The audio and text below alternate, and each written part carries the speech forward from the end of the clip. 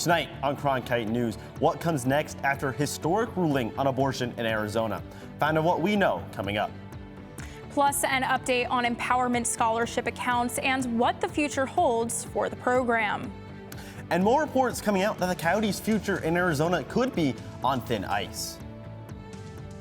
Good evening and welcome to Cronkite News. I'm Eric List. And I'm Leslie Chapman. Thank you for joining us. We begin tonight with a heated moment on the Arizona House floor when several politicians made their opposition to the new abortion ruling clear.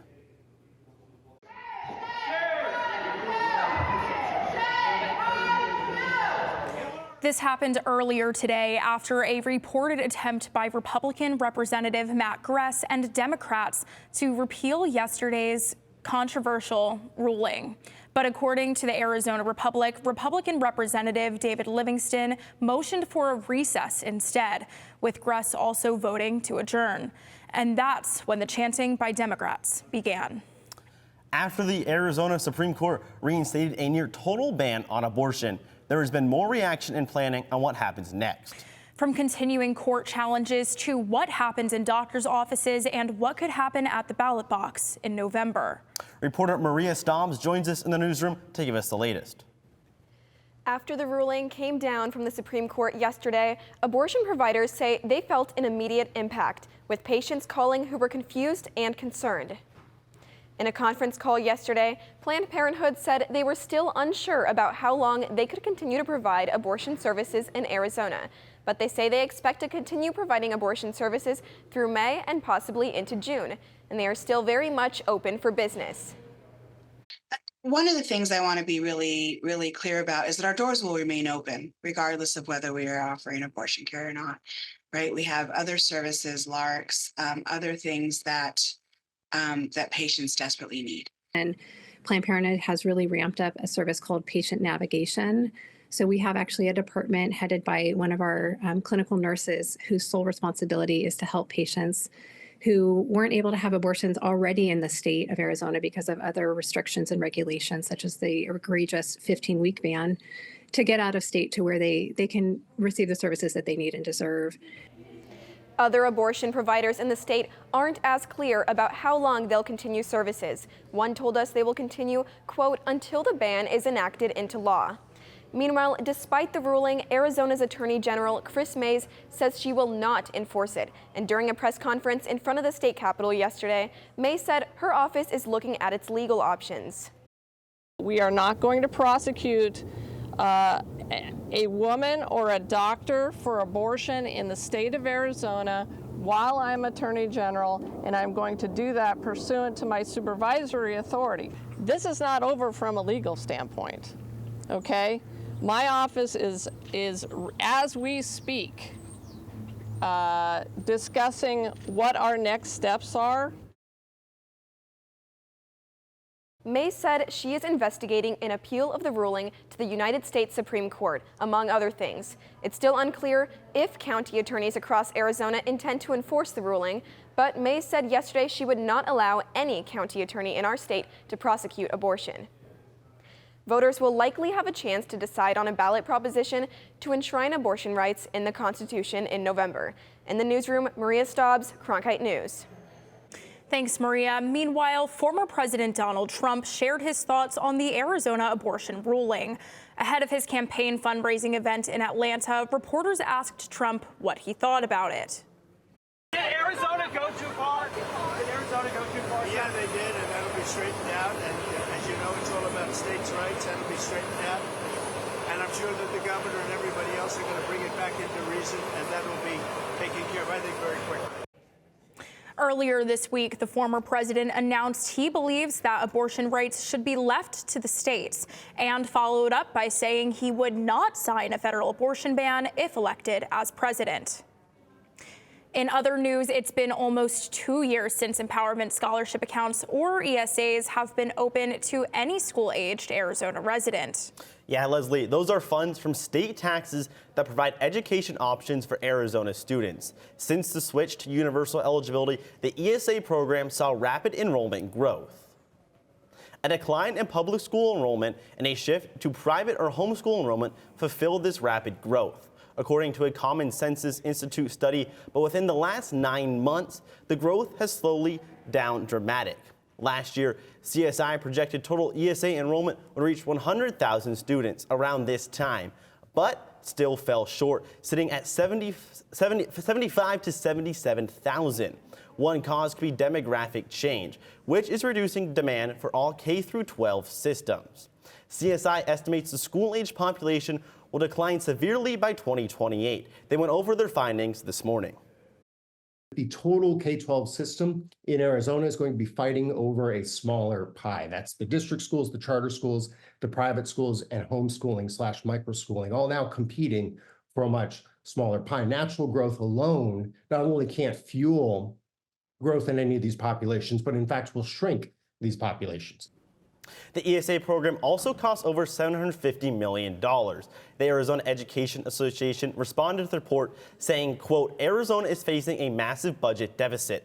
Every dollar we spend subsidizing private school tuition for the wealthy is a dollar we cannot spend on teachers' salaries or textbooks for the public schools that 90% of Arizona families rely on. Coming up next, utility companies are innovating new technology to help with that will prevent this type of national disaster in Arizona. Find out how these companies will be gearing up for the hot and dry summer. Thanks, guys. Max Williams here from the Cronkite Weather Center. Here comes the sun, and the weather's all right. As we look ahead to the temperatures for this weekend, stay informed by tuning in to my full forecast coming up later on in the show. What Cronkite News means to me is opportunity.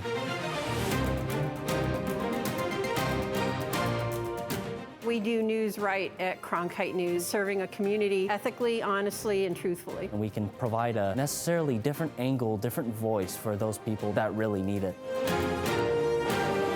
The students, they have a lot of passion for journalism. I get to do a lot of stories about the Hispanic community. And we have access to cover all of these sorts of events and get media coverage of all these different personalities and athletes, and that's just a huge thing. But it's also a chance for people here to be humanized. Individuals of all walks of life. Cronkite News will help take the next generation of journalists onto their next careers. I am old enough to remember Walter Cronkite. We're putting a lot of pride on his name because we are practicing a lot of the things that he did. I think he'd be smiling from ear to ear. I. We are Cronkite.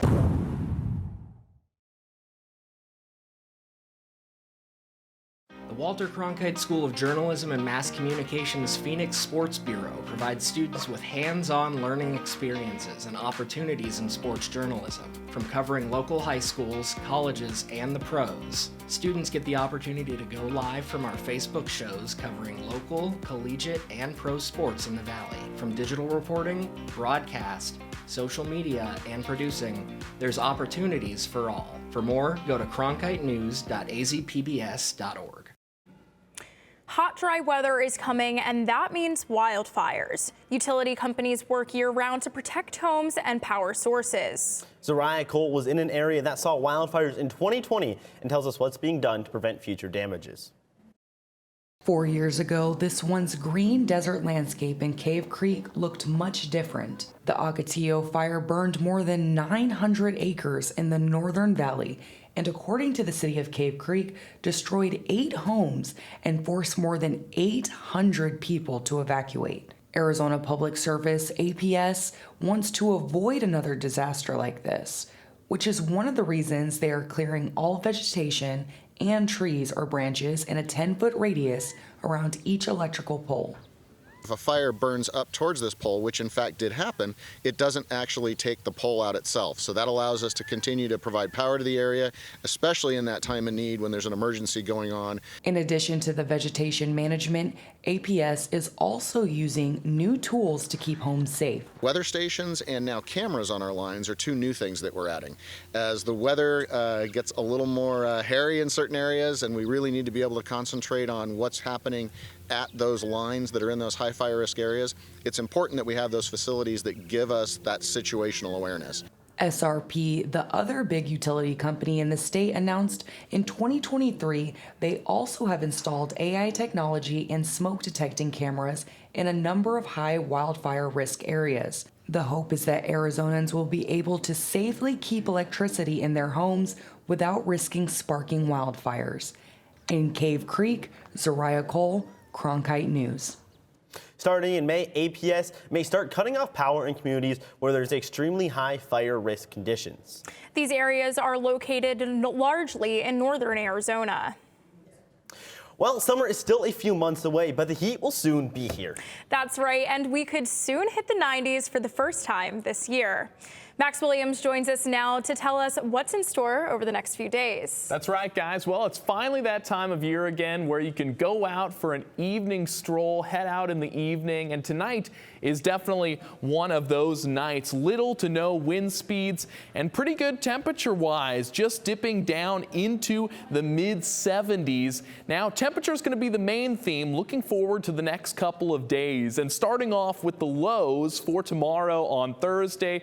64 degrees here in Phoenix, 58 down in Tucson. But this southwest part doesn't really get too cold, especially places like Lake Havasu City, only 67 degrees there as the lowest temperature. But as we move throughout the day, you can see just the change in the coloring of the map as we get all the way up to 94 degrees here in the valley, 95 degrees in Yuma. And if we're going to do it in Arizona, we're going to go big or go home for the first 90-degree weather that we're seeing in 2024. But one thing that's going to make it a little bit more manageable is that wind speed that's coming in on Friday afternoon. 25 miles per hour down in Ajo, and that greenish yellowish color represents the higher wind speeds that can be expected. But that's going to die off towards the evening. Now, the next couple of days, pretty warm, very sunny, so make sure you get outside, be active, and don't forget your sunscreen. Gets a little bit cooler next work week, but we'll be up back in the 90s before you know it. From the Cronkite Weather Center, I'm Max Williams. Well, the weather is anything but beautiful in Texas, where folks are cleaning up from some severe storms. The storms moved into southeast Texas overnight and continued through the morning. There have been reports of major flooding in the area and even one confirmed tornado. And we're seeing lots of damage to homes and property this morning. This video was taken in Port Arthur, which is east of Houston, but many regions of the southeast, including Louisiana and Georgia, were under flood alert. And the largest insurer in California is cutting coverage to thousands of homeowners across the state because of the risk of wildfires. State Farm says it will discontinue the policies on 72,000 homes and apartments beginning in the summer. State Farm says rising costs are also to blame. Coming up next, a look at your Cronkite Sports Report. The Suns and Mercury unveiled their new digs. We show you the new state-of-the-art facility in downtown Phoenix. And take an inside look at just what this new complex has to offer and what makes it stand out when we come back.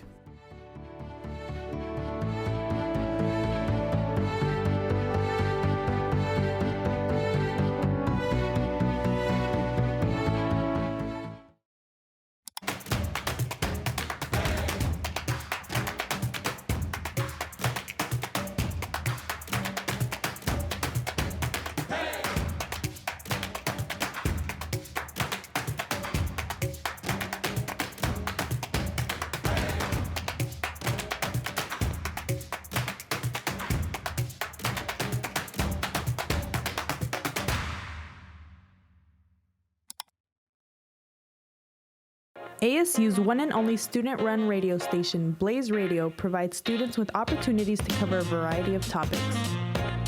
From music, this is Sun City Garage, to sports coverage. Against the Brewers in his last outing, he went to news. The bill also gives parents the ability to see. And entertainment updates. Blaze Radio offers a fun environment to gain valuable broadcast experience. To find out more, visit blazeradioonline.com. As journalists at Cronkite News, we report on stories that matter to you by focusing on the local impact. We dig deeper and work tirelessly to keep you informed. Live in Wickerburg. Live in Los Angeles. In Cleveland. In Washington. In Louisville. From Jerusalem. Live in Philadelphia. From around the world to right here in Phoenix. At Cronkite News, we report the facts and stick to the truth.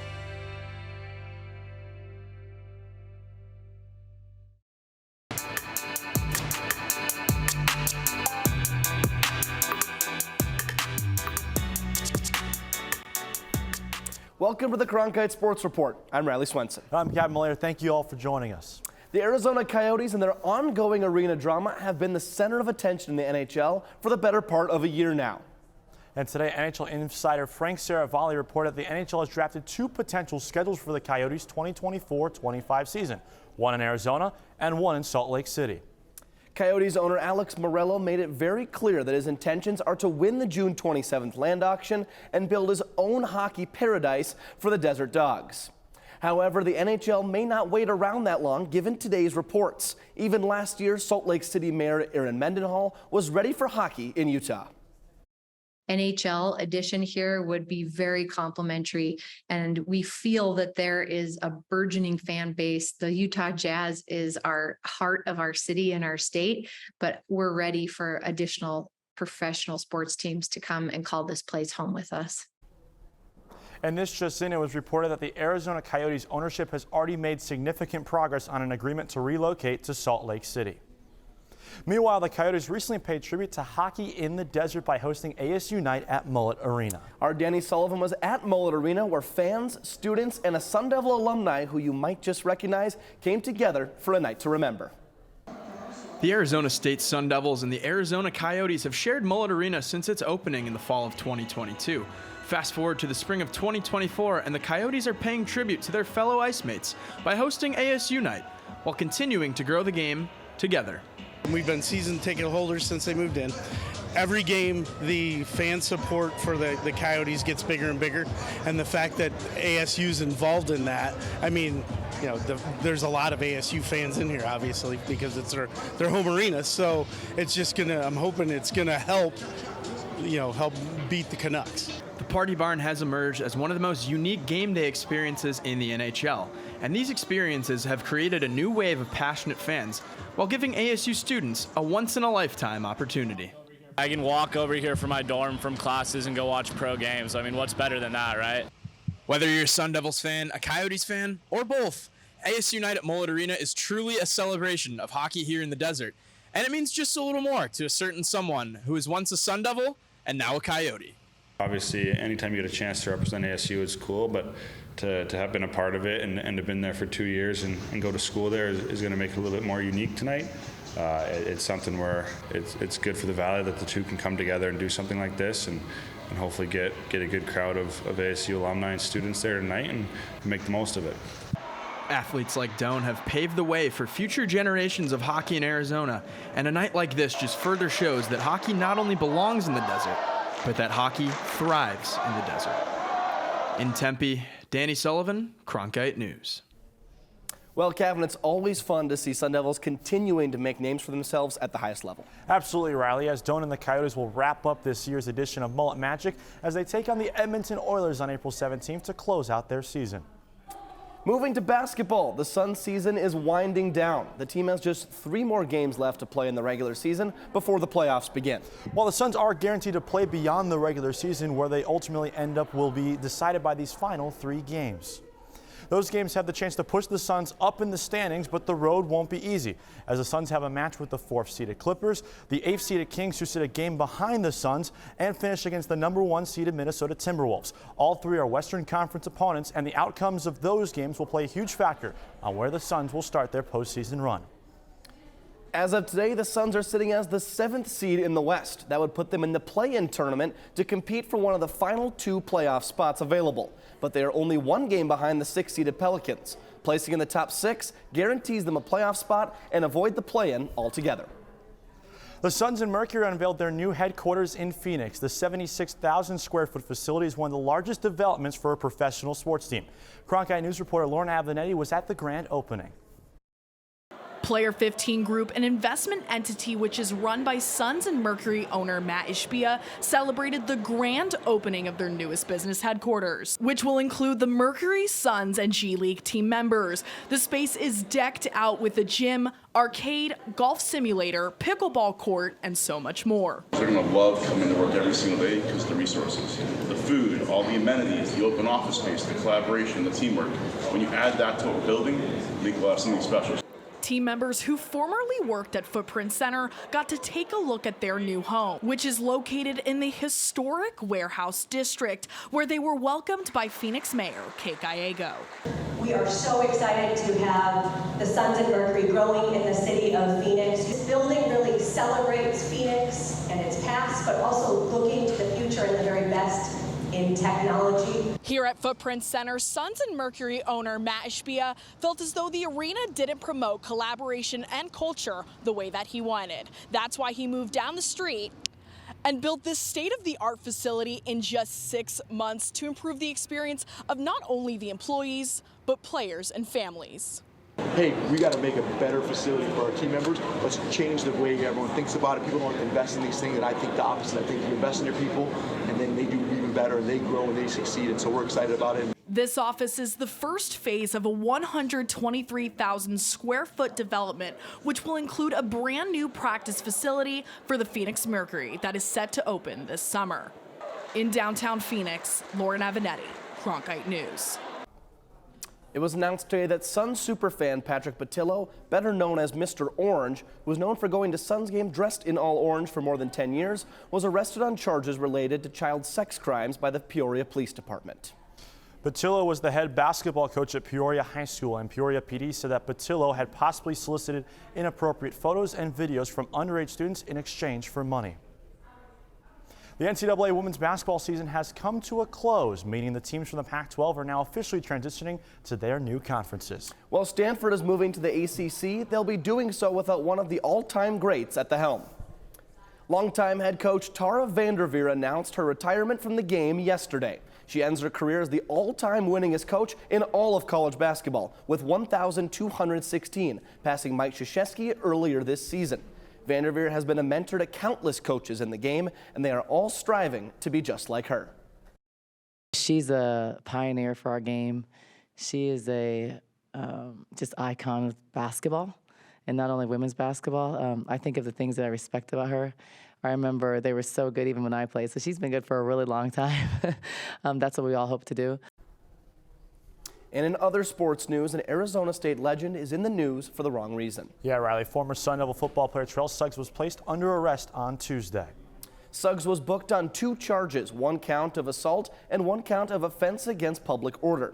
He reportedly flashed a gun through a window in his car while stopped at a Starbucks drive-thru while threatening the other party's life. Suggs has since spoken and downplayed the entire incident, stating, quote, "When the man in the other vehicle escalated the situation, I feared for my safety, not knowing what his intentions were.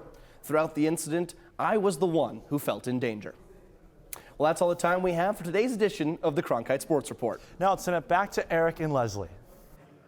Hey, thanks, guys. And coming up next, if you're looking to visit any national park in the country and not spend any money, you're in luck. Find out more information on this event when we come back.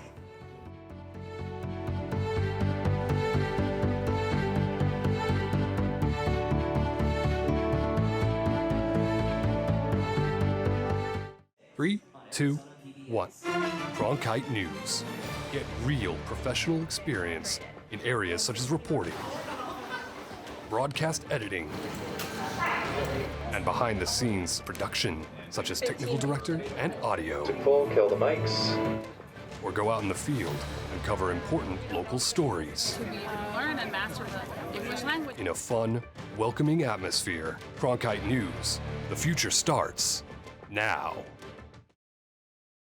What Cronkite News means to me is opportunity.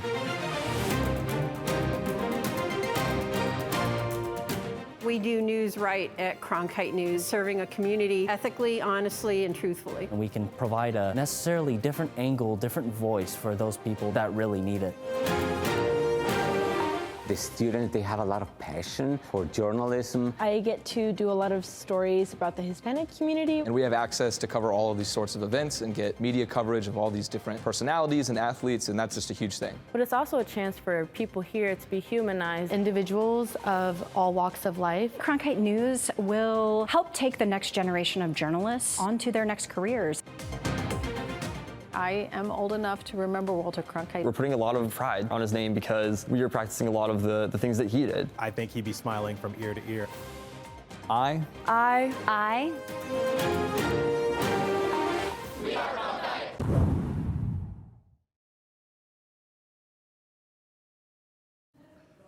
If you've been to the Grand Canyon, you know that it costs $30 just to enter the park. That's right, Leslie, but for a limited time, this will be changing.